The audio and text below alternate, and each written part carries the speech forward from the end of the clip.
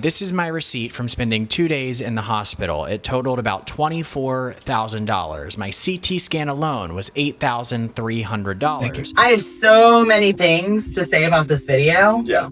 Although I understand and I appreciate the simplicity with which he's like breaking this down, it's kind of irresponsible to like, it's almost encouraging people, even though he says, I'm not encouraging you to not go with insurance. It's kind of, that's how people are going to take it. And I hear people say this stuff all the time. So to me, this is a terrifying video to put out there. And absolutely, we know the insurance companies are being charged more money by the providers. Like, we know that. But take it from me as a person who's dealt with a critical illness in their life, you do not want to go without coverage in this country. And yeah, you could fly to another country, sure. But you know what else I've seen? Lots of videos where people went to other countries and had like Brazilian butt lifts or whatever, and it's totally gone awry, right? Yeah. So like, I don't know. I just, like, although I understand again, and I appreciate the simplicity of it, it's kind of irresponsible.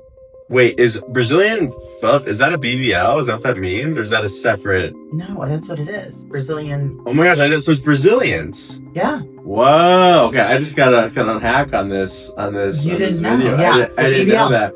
But maybe that's why hospitals, you know, they're taking bills from 20 grand down to 2,000. Just joking. That's not the case. No. But why is that? Like, why does a hospital charge 24 and then they're like, oh, it's 2? When do they do that? When do they don't do it? And like, what's Well, up I with think that? they're always going to inflate the charge when insurance is involved. But also, if you think about the difference, right? If a provider doesn't get you to charge your insurance, like they don't bill through your insurance, they can get you to cash pay.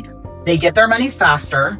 They don't have to like wait on it, pay someone to deal with medical claims, like all of the back end stuff that happens while they're waiting for their money, right?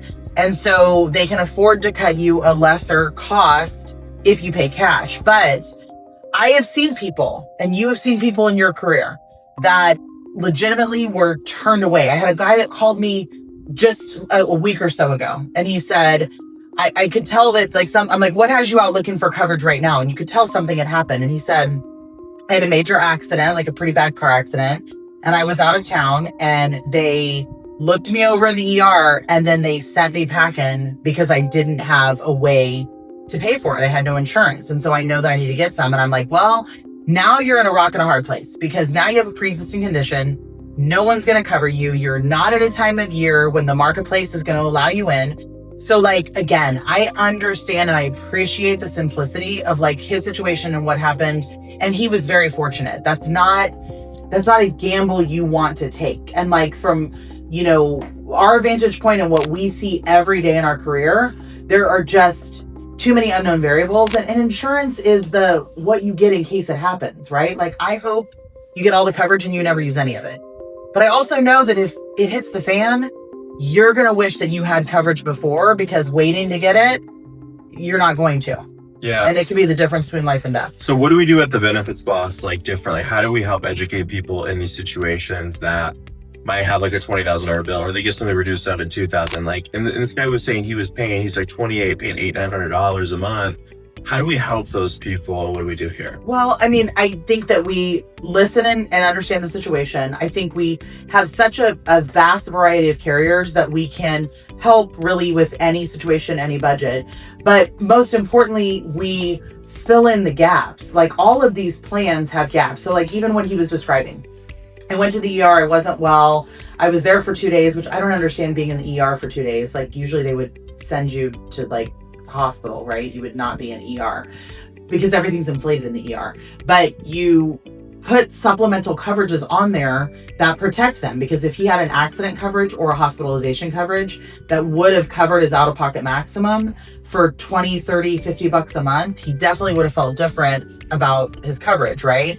But I think it's not putting everyone in one bucket. When you try to put everyone, like you blanket, try to fix and put everyone in the same plan, you're going to have problems. So you've got to tailor fit it to the person that's in front of you and actually give them the coverage that they need at the budget that they need, how they use a plan.